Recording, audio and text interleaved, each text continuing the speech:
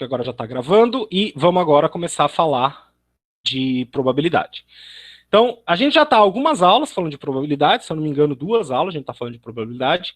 A gente já falou do que é o espaço amostral, a gente já falou de evento, a gente já falou quando que o espaço amostral é equiprovável, como que eu calculo probabilidade quando o espaço amostral é equiprovável e tudo mais.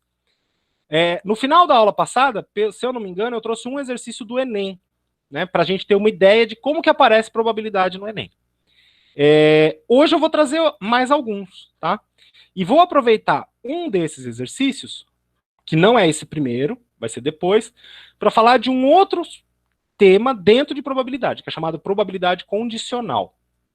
Mas é super tranquilo, o nome assusta mais do que o conteúdo. É super tranquilo probabilidade condicional. Você tem que estar atento para perceber quando você está fazendo um exercício disso, tá? Mas vamos lá. Deixa eu colocar o primeiro exercício na telinha. E esse ainda não é de probabilidade condicional. É só um para a gente esquentar os motores.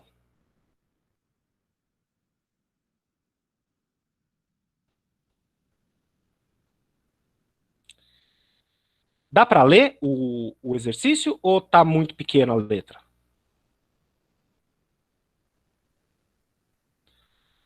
O problema é que não dá para aumentar muito a letra, que eu queria que o exercício inteiro coubesse na tela, né? Deixa eu ver se dá para aumentar um pouco mais.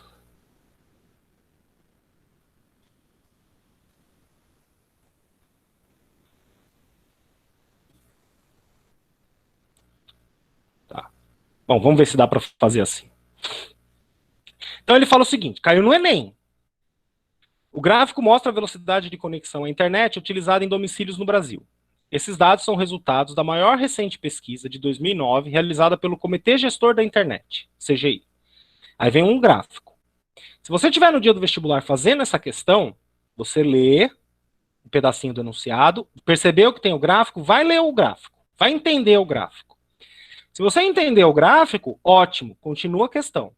Se alguma coisa aqui no meio de campo já bagunçou, você fala assim, não está claro o que esse gráfico está dizendo, não estou conseguindo reconhecer as informações no gráfico, marca a questão com asterisco e vai embora para a próxima. Não fica brigando com a questão. Volta no final do dia, depois de você já ter feito outras questões, ter garantido pontos com as questões fáceis de matemática, de física, de química, do que seja, e aí depois você volta nessa para resolver, tá?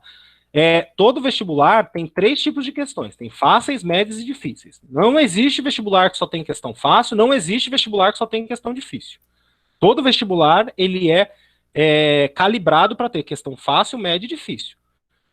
E elas são aleatórias na prova, né? Não é que as fáceis vêm primeiro, as difíceis estão por último. Não. É tudo bagunçado. Pode ser que a primeira questão de matemática da prova seja a mais difícil de todas. Então não fica brigando com a questão. Consegue fazer? Faz. Não consegue? Marca com asterisco e vai para a próxima. Não briga com a questão. Vai que aquela é a mais difícil da prova, tá? Então vamos olhar aqui o gráfico que ele fala. Bom, eu tenho aqui porcentagem de domicílio segundo a velocidade de conexão com a internet. Qual que é a informação importante que me chama a atenção? Porcentagem. Então, o que está nesse gráfico aqui não é quantidade de domicílios, não são 5 residências, são 5% das residências. Ah, ok, já entendi isso. Estou vendo aqui as barrinhas e eu estou vendo aqui no eixo horizontal que ele fala até 256 kbps, entre 256 e 1 mega, de 1 mega a 2 mega e assim vai. Ah, então aqui embaixo ele está falando a velocidade de acesso, que é o que o título do gráfico fala, da velocidade de acesso. E está aumentando, né? Cara bom é o cara que tem velocidade acima de 8 mega. E o 256 aqui é aquele cara que malemar consegue... Vídeo ele não assiste, né? 256K o cara não assiste vídeo. No máximo ele consegue ouvir áudio, né? Podcast, no celular ou na casa dele, tá? Então eu já entendi. Aqui embaixo estão as velocidades e elas estão aumentando para a direita. Então quem está à direita está melhor, quem está à esquerda está pior. E no final tem esse aqui, não sabe, não responde, né? É aquele o indeciso lá das urnas, né? Quando a gente faz pesquisa, quando a gente faz não, né? Quando o Ibope faz pesquisa eleitoral, tem sempre aquele cara que não sabe, o cara não sabe nada, né? O cara não sabe nem se tem internet na casa dele. Então tá bom, então já entendi o que o gráfico fala, vou continuar a questão. Escolhendo-se aleatoriamente um domicílio pesquisado, Qual a chance de haver banda larga de conexão de pelo menos 1 mega nesse domicílio? Ah, bom, mas peraí, se é pelo menos 1 mega, então peraí. Se é pelo menos 1 mega, esse cara aqui tem. Porque está indo de 1 a 2. Esse cara tem. De 2 a 4. Esse cara tem. De 4 a 8. Esse cara tem. Que é acima de 8. E o não sabe. Bom, se nem ele sabe, quanto menos eu. Então eu já percebi que o que é favorável no meu problema? Favorável são esses 4 grupos aqui. Quantos por cento dos domicílios estão nesses 4 grupos? Bom, se aqui tem 15%, aqui tem 5%, já deu 20%. Aí aqui 21%, 22%. Faz sentido? Então, favorável, eu tenho 22% dos domicílios. Então, vou escrever aqui. Casos favoráveis,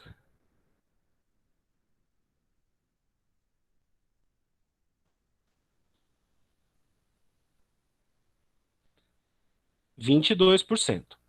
Ah, mas quantos são? Não sei, não sei quanto que eles pesquisaram aqui. Eles podem ter pesquisado 1.000 domicílios, eles podem ter pesquisado 10.000 domicílios, eles podem ter pesquisado 20 domicílios.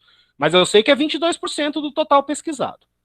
E casos possíveis? Bom, se eu vou escolher aleatoriamente um domicílio pesquisado, qualquer dos domicílios pesquisados tem a mesma chance de ser escolhido. O exercício não me falou nada, que eu vou ter alguma preferência para escolher o cara que não sabe, ou eu vou ter alguma preferência para escolher o cara que tem acima de 8 mega. Tá? Então, como não tem preferência de um e outro, eu já sei que meu espaço amostral é equiprovável. E quantos são os casos possíveis? Qualquer domicílio pesquisado. Quantos são? Não sei. Mas então como é que eu vou fazer a conta? Você sabe que é 100%. Faz sentido? Se os casos favoráveis são 22%, os casos possíveis é 100%. E aí acabou, né? A probabilidade vai ser favorável dividido por possível, 22% dividido por 100%. 22 dividido por 100, dividir por 100 é a melhor coisa que tem na vida, né? Bom, tá bom, dividir por 1 é melhor do que dividir por 100. Mas dividir por 100 é só pular casa, né? Então, se eu divido 22 por 10, então eu tenho 22. Se eu dividir por 10, dá 2,2. Se eu dividir por 100, dá 0,22. E acabou. Beleza? Mas percebeu quanto que a gente teve que fazer de análise para chegar nessa continha miserável? A continha não é o problema na questão. O problema era tudo isso que vinha antes. Tá? E onde que estava uma casca de banana para escorregar? Pensar nos casos possíveis e nos casos favoráveis como porcentagem. Tá? Caiu no Enem. Beleza? Via de regra, como eu já comentei nas aulas anteriores, no cálculo de em exercício de probabilidade, o cálculo da probabilidade em si é a parte fácil. A parte difícil é tudo que você tem que fazer antes. Foi essa análise que a gente fez. Tá? Bom, vamos pegar um outro exercício aqui.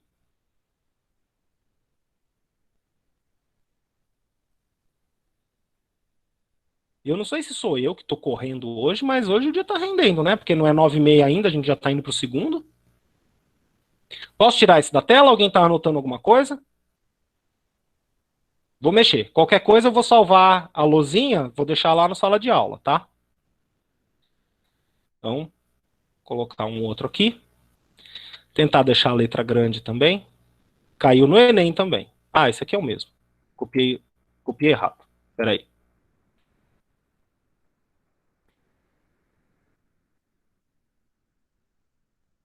Ah, esse é novo.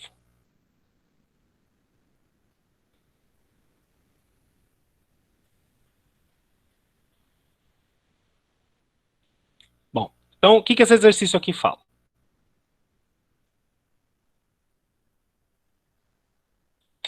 O diretor, bom, não sei se está dando para todo mundo ler. Se estiver pequeno para alguém, talvez, não sei se eu consigo aumentar muito mais também. Eu queria deixar as alternativas na tela. Bom, vamos lá. O diretor de um colégio leu numa revista que os pés das mulheres estavam aumentando. Há alguns anos, a média do tamanho dos calçados das mulheres era de 35,5 e hoje é de 37,0. Embora não fosse uma informação científica, ele ficou curioso e fez uma pesquisa com as funcionárias do seu colégio, obtendo o seguinte quadro. Então, como eu comentei, para o enunciado veio uma tabela. Vamos entender a tabela. Se eu entender, continua. Se você não entender, asterisco, vai para a próxima. Então, aqui, tamanho dos calçados, 39, 38, 37, 36, 35. Quantas funcionárias, estou imaginando que é quantas funcionárias usam esse tipo de calçado, esse tamanho de calçado. Então, uma usa calça 39, 10 funcionárias 38, 3, 37, 5, 36, 6, 35. Tá bom. Aí ele fala, escolhendo uma funcionária ao acaso, então vou sortear uma das funcionárias. E, oh caramba, e sabendo que ela tem calçado maior que 36, a probabilidade dela calçar 38 é. Aí você pode pensar assim, então peraí, eu quero saber então casos favoráveis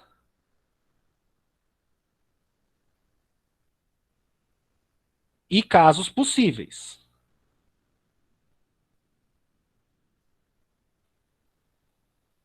Aí eu venho aqui e falo assim, bom, se eu quero descobrir a probabilidade que ela calce 38, então casos favoráveis é 10.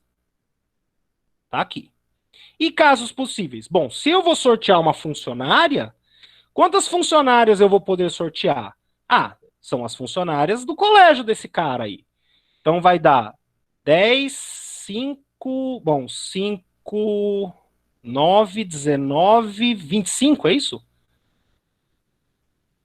Tem 25 funcionários aqui? Vamos fazer a conta de outro jeito. 6 com 5 dá 11, 14, 15, 25, tá certo. Então, casos possíveis é 25. Então a probabilidade é 10 sobre 25. Então, vou escrever aqui, probabilidade é 10 sobre 25. E aí você fala assim, mas dá para simplificar. Então, vou dividir em cima e embaixo por 5. Aqui vai dar 2 quintos. E aí você vem todo feliz e marca a alternativa C. Errou a questão. Por que errou a questão? E parece que tudo faz sentido, né? Bom, mas professor, não são 10 casos favoráveis? São 10 casos favoráveis. Não são 25 funcionários na empresa? São 25 funcionários na empresa. E a probabilidade não é casos favoráveis sobre casos possíveis? Sim, o espaço amostral é equiprovável. E por que não é 2 quintos? Porque faltou um detalhe. Olha o detalhe aqui. Dividir. A Raíssa perguntou por que dividiu por 5. Porque eu percebi que a minha probabilidade 10 dividido por 25 não tem nas alternativas. Mas é uma fração. Toda fração a gente pode simplificar, né? Dividir em cima e embaixo pelo mesmo número, no caso 5. Por quê? Porque 10 e 25 são múltiplos de 5. Dividir em cima e embaixo pelo mesmo número, e aí eu descobri uma fração equivalente. Então, 2 quintos representa no mundo real a mesma quantidade que 10 sobre 25. Tá? Mas só para a gente achar a alternativa. E bateu na 2 quintos. Mas é a casca de banana. Por que está errado? Então já deixa eu fazer uma marca aqui. Isso aqui está errado. E é a casca de banana que o Enem colocou lá para você cair. Onde está o problema? Nesse pedacinho aqui.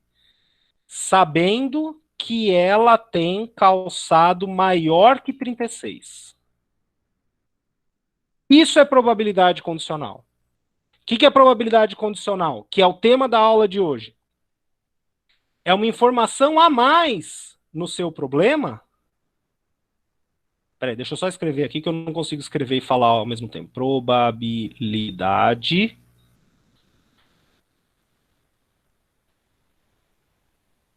condicional. Então, o que é probabilidade condicional? Uma informação a mais no seu problema que muda o espaço amostral. Então, a partir do momento que você tem essa informação a mais, O teu espaço amostral não era mais o original. A partir do momento que você tem essa informação a mais, a sua probabilidade não era aquela probabilidade que você tinha antes de saber essa informaçãozinha a mais. Tá? Se ele não falasse nada, se ele quisesse só escolhendo uma funcionária ao acaso, qual a probabilidade dela calçar 38? Se não tivesse essa frasezinha, aí tá certo, é 2/5. Mas não, tem essa informação a mais. E agora a gente entrou no mundo da probabilidade condicional. O que a probabilidade condicional faz? Ela muda o seu espaço amostral. Então, agora, dos meus, não são mais 25 casos possíveis. Por quê? Porque ele falou que ele, de alguma forma, sabe que essa funcionária sorteada, essa funcionária escolhida ao acaso, ela tem um calçado maior que 36. Bom, se o calçado dela é maior que 36, nenhuma dessas 5 aqui podem ter sido escolhidas e nenhuma dessas 6 aqui podem ter sido escolhidas. Então, o que sobrou? Agora eu só tenho 14 casos possíveis. Então, casos favoráveis.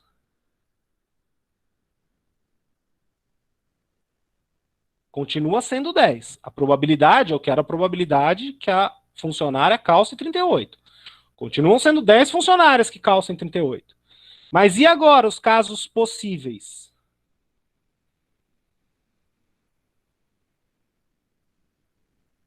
Os possíveis não são mais os 25, são só 14, né? 10 do 38, 1 do 39 e 3 do 37. Então, 14.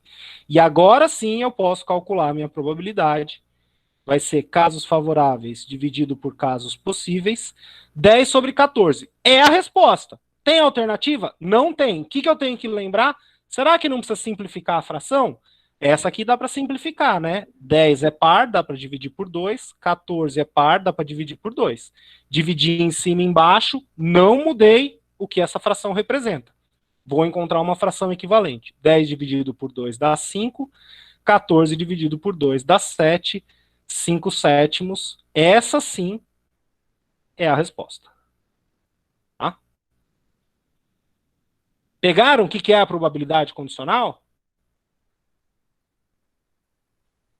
Não precisa mais que isso para o vestibular. Tá? No fundo, é ficar atento quando que o cara dá uma informação a mais que muda o seu espaço amostral, muda os casos possíveis de acontecer. Tá? Ao falar que a pessoa, a funcionária, tem calçado maior que 36, automaticamente essas 5 que calçam 36 e essas 6 que calçam 35 não é mais possível acontecer. Não é mais possível elas serem sorteadas. Como que o cara sabe que a funcionária calça mais que 36? Aí é outro problema. O exercício não conta pra gente. Pode, sei lá, ter vindo uma mensagem divina, pode ser que a pessoa que fez o sorteio deu uma sopradinha para ele, ó, seu diretor, eu fiz o sorteio lá, não vou te falar quem é, mas eu sei que a pessoa calça mais que 36. Pode ser. Tá? Ou pode ter vindo, sei lá, né, do além, não sei. Mas de alguma forma ele sabe. E o que precisa pra gente, o que a gente precisa saber para poder fazer a conta, é que de alguma forma ele ficou sabendo. Tá? O Rafael falou que é o que o príncipe devia ter feito para encontrar a Cinderela com mais facilidade. É, né? Essa história da Cinderela tem muito chão, né? Porque afinal de contas, se o sapatinho de cristal servia perfeitamente no pé dela, o sapatinho não estava folgado. Se o sapatinho não estava folgado, não tinha como escapar do pé dela quando ela saiu correndo do baile. Que estranho, né? E outra coisa, a carruagem da Cinderela, que era de abóbora, não voltou a ser abóbora quando bateu meia-noite? A roupa dela não desfez, ela não voltou a usar os trapos quando deu meia-noite? Por que só o sapatinho continuou existindo? Por que ele não voltou a ser, sei lá o que ele era antes?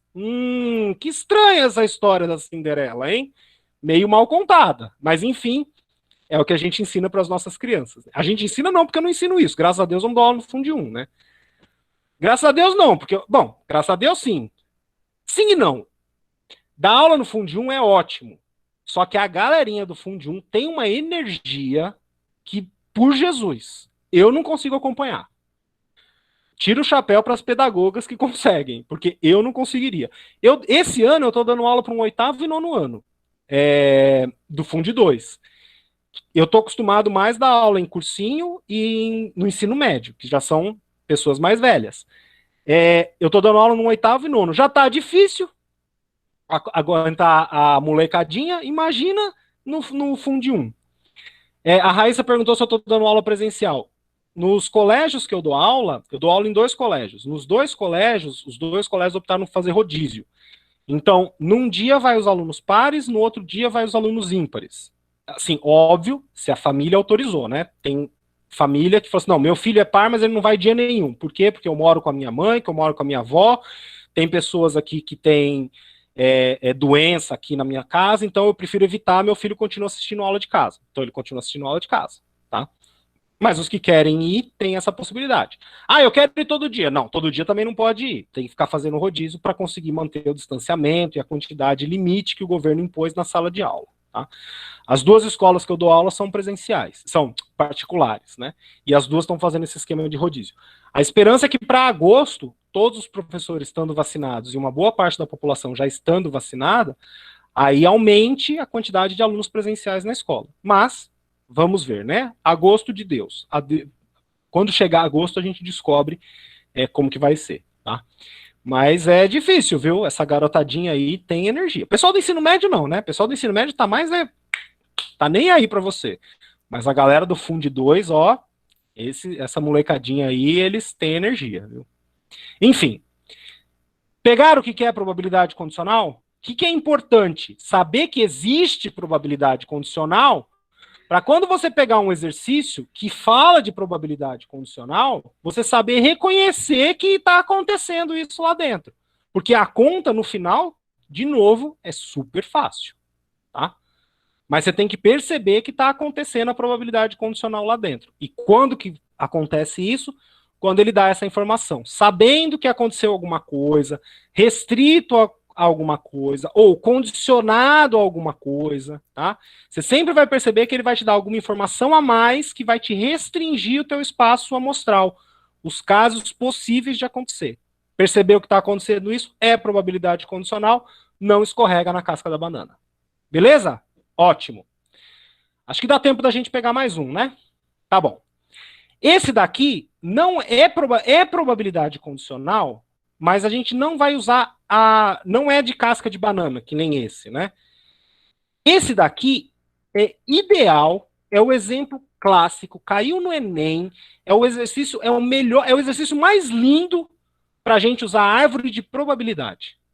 Lá, quando a gente estudou análise combinatória, a gente já viu como é que a gente faz árvore de possibilidade. Muito parecido a gente vai usar agora nesse exercício, e a gente vai montar a árvore de probabilidade. Muito parecido. E é capaz da pessoa até se confundir entre uma e outra quando estiver fazendo um exercício. Bom, óbvio, não tem como confundir, né? Num exercício de contagem, ele vai perguntar quantos são os casos, num exercício de probabilidade, ele vai perguntar qual é a probabilidade. Tá? Mas a gente monta as duas de forma muito parecida. E elas, tanto lá quanto aqui, quebram um galhão para resolver exercícios de probabilidade que parecem, assim, de outro mundo. Fala assim, Jesus, como que eu vou fazer essa conta? A árvore vai fazer a conta para você. Vocês vão perceber. Caiu no Enem também, viu? E esse aqui, para mim, é o exercício de probabilidade do Enem mais lindo de todos que já caíram no Enem. Um morador de uma região metropolitana tem 50% de probabilidade de atrasar-se para o trabalho quando chove na região. Caso não chova, sua probabilidade de atraso é de 25%. Para um determinado dia, o Serviço de Meteorologia estima em 30% a probabilidade de ocorrência de chuva nessa região. Qual a probabilidade desse morador se atrasar para o serviço no dia para o qual foi dada a estimativa de chuva? Ah, professor, então peraí. Se ele falou que tem 30% de probabilidade de chover, e quando chove ele tem 50% de probabilidade de se atrasar, então é só eu fazer 30% vezes 50%?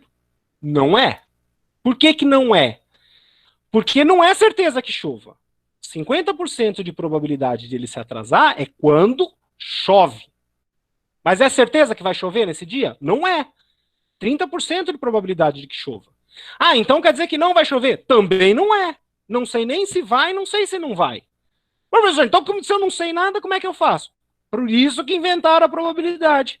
Lembra que eu falei na primeira aula de probabilidade que a probabilidade foi inventada para a gente quantificar uma coisa que a gente não sabe, que a gente não tem certeza? É para isso que serve a probabilidade. E como que a gente faz? Vou montar a árvore para vocês.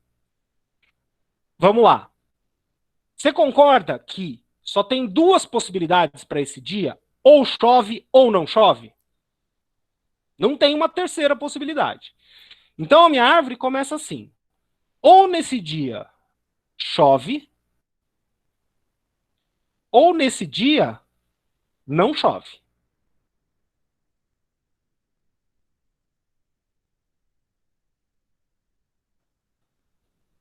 E agora? Agora você vai colocar nos ramos da árvore as probabilidades respectivas. Ah, então peraí.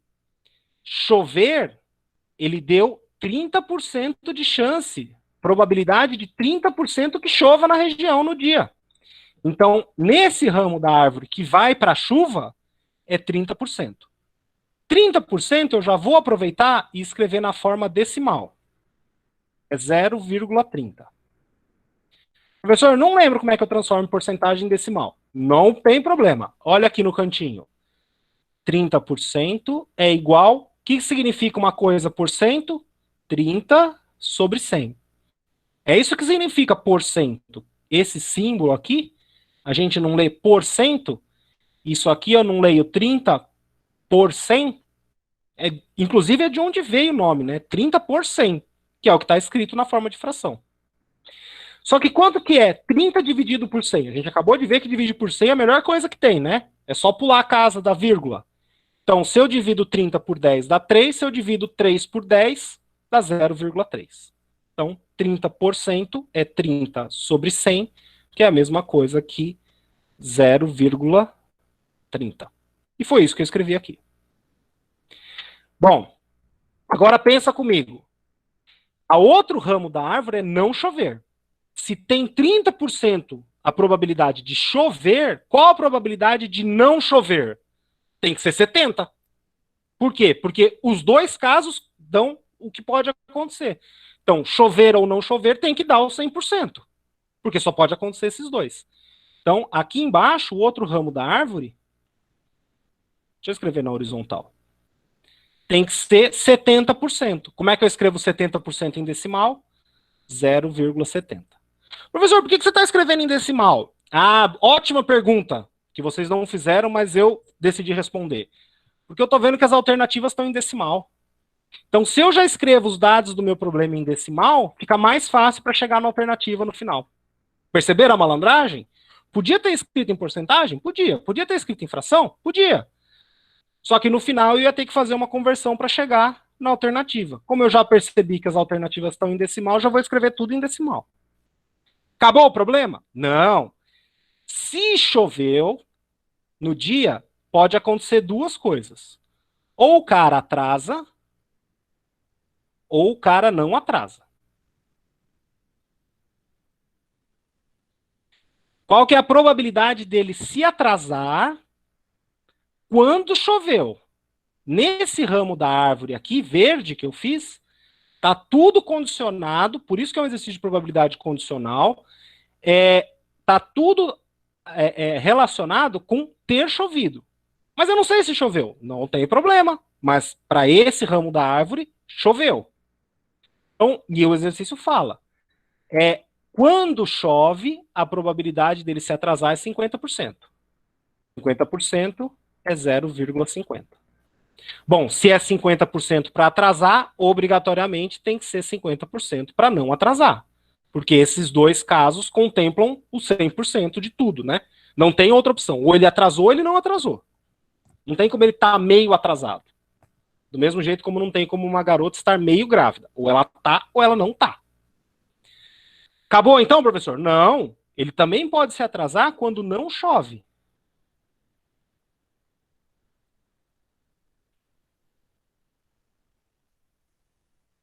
Qual que é a probabilidade de ele se atrasar quando não chove? Ah, o exercício falou. Caso não chova, a probabilidade de atraso é 25%.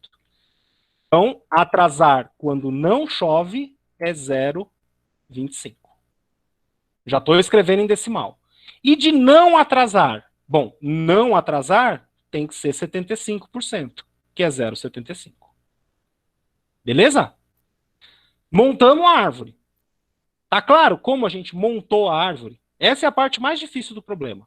Uma vez que você montou a árvore, qualquer coisa que o elaborador, o examinador, puder inventar de perguntar para você, você consegue responder. Basta você estar com a árvore montada, óbvio, tem que estar montada certa, tá? Duas coisas para se verificar na hora de montar a árvore. Na hora que você fizer um ramo da árvore, que nem eu fiz aqui, os ramos eles têm que contemplar todas as possibilidades. Então, ou chove ou não chove. Não tem uma terceira. Poderia ter uma terceira? Poderia. Num exercício, por exemplo, que fala que o cara escolhe ir para o trabalho de carro, de metrô ou de ônibus. Ah, então eu tenho 3 situações. Então eu teria 3 ramos aqui, né? Outra coisa para verificar, quando você estiver montando. Se você somar as probabilidades de um ramo, tem que dar sempre 100%. Tem que dar sempre 1. Tá? Isso garante que você nunca esqueceu, você não esqueceu de considerar uma terceira ou uma quarta possibilidade. Aqui também, tem que dar sempre 1. Aqui também, tem que dar sempre 1. Sempre que você soma as probabilidades de um ramo, tá abrindo os ramos a partir desse ponto, tem que dar sempre 1. Se você fez isso, a árvore tá top. E agora, professor, para responder o exercício? Porque falou, e eu não tenho ideia de como que eu calculo a probabilidade que ele pede. Na verdade, agora você calcula qualquer coisa. O que você tem que fazer? Olha o que ele quer que você calcule. Ele está perguntando a probabilidade desse morador se atrasar para o serviço, blá, blá, blá. Então, ele quer a probabilidade de atrasar. Então, o que você tem que calcular é a probabilidade dele se atrasar. Probabilidade que o morador atrase. Quais caminhos da árvore vão te dar o que você quer? Atrasar. Esse aqui é um caminho. Então, se eu andar por aqui, o cara atrasa, ou seja, é o que me interessa. E se eu andar por esse outro caminho aqui,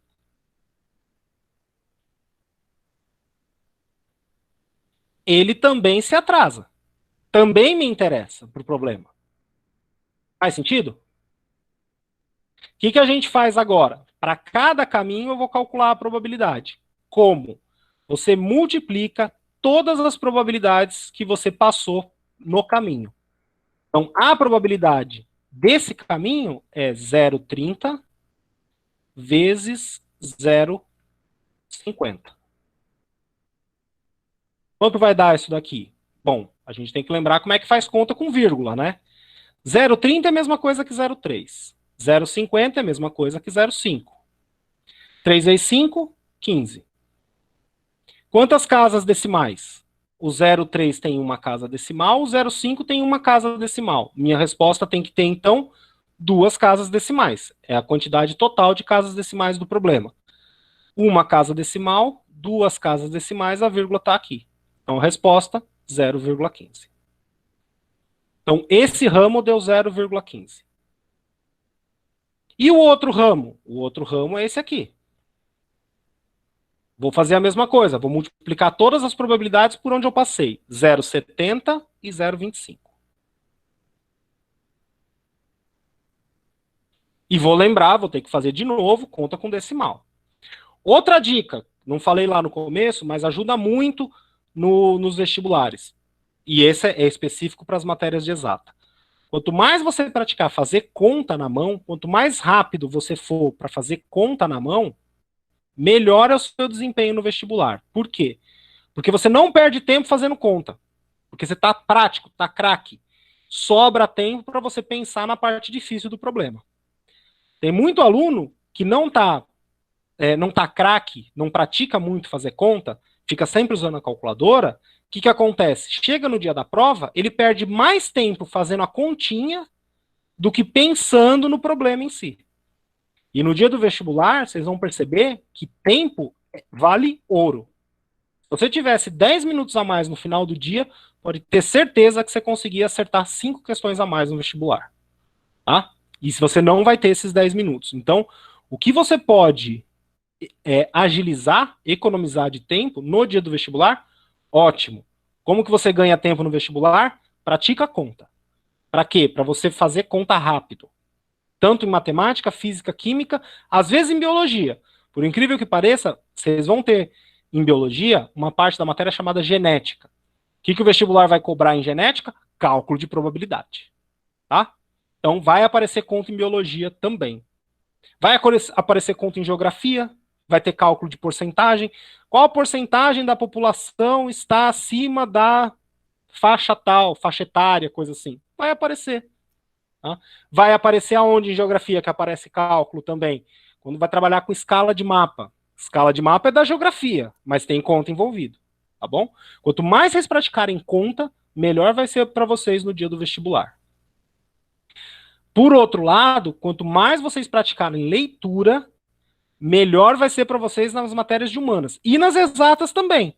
Por quê? Quanto mais rápido você lê o enunciado, mais tempo sobra para você pensar na questão. E o Enem, vocês já perceberam dos exercícios que eu trago para vocês, todos os enunciados são grandes. Mesmo os de matemática. Olha só aqui. Esses que a gente fez agora há pouco.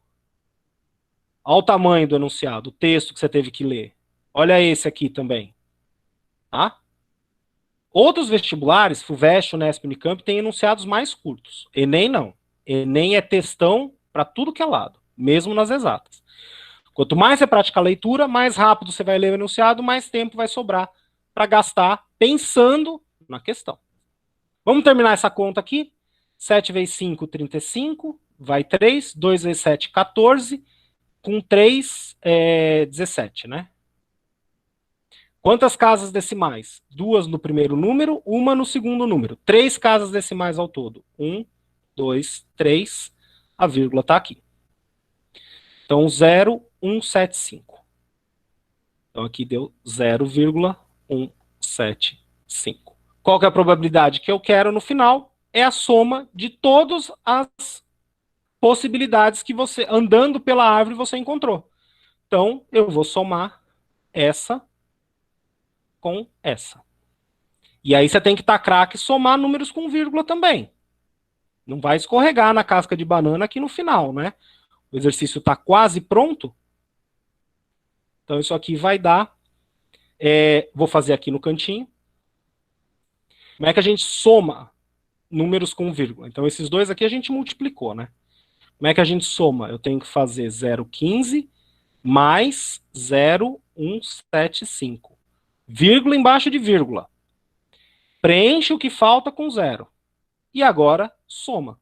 0 com 5 dá 5. 5 com 7 vai dar 12, né? 7, 8, 9, 10, 11, 12. É isso? Vai 1, 3. Vírgula embaixo de vírgula, 0 com 0 é 0. 0, 3, 2, 5. Então, eu acabei de descobrir que a minha probabilidade é 0,325. E isso aqui é a alternativa C. Tá? Beleza, gente?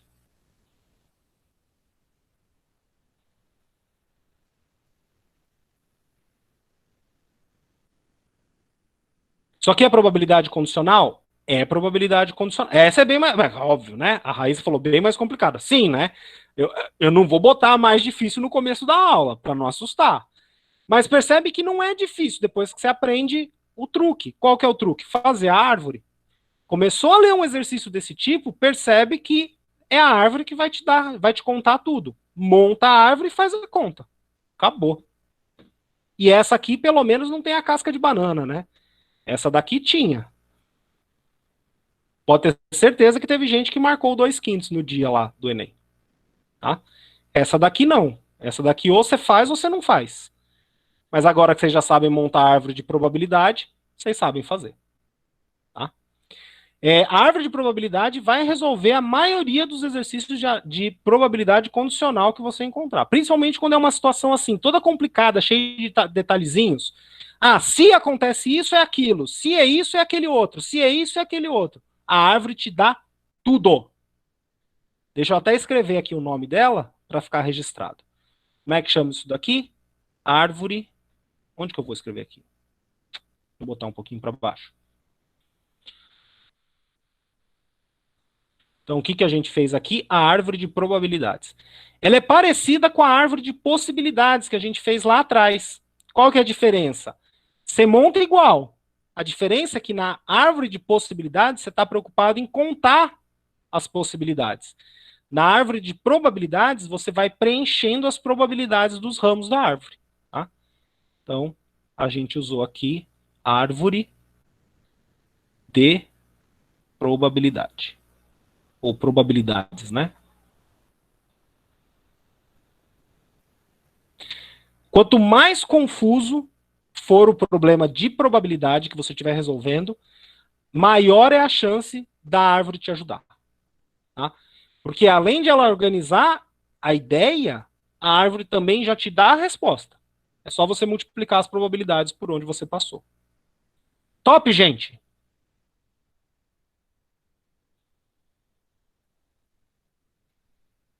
Ótimo. Uma ótima semana pra gente. Ó, se der, um aviso. Se der, eu devo publicar até o final dessa semana, até sexta, a nova lista de exercícios aí relacionados com probabilidade, tá? A gente já avançou muito na história de probabilidade, no estudo de probabilidade, então você já tem condição de atacar um monte de exercício de probabilidade agora, beleza? Acabou o assunto de probabilidade? O que eu tinha para ensinar acabou. O que, que a gente vai fazer semana que vem? Treinar. Vou trazer um monte de exercício para a gente treinar. E um exercício em particular que eu vou trazer semana que vem é quando o espaço amostral não é equiprovável, para mostrar para vocês como que a gente ataca um exercício desse tipo. Beleza? Ótima semana pra gente e vamos que vamos. Tchau!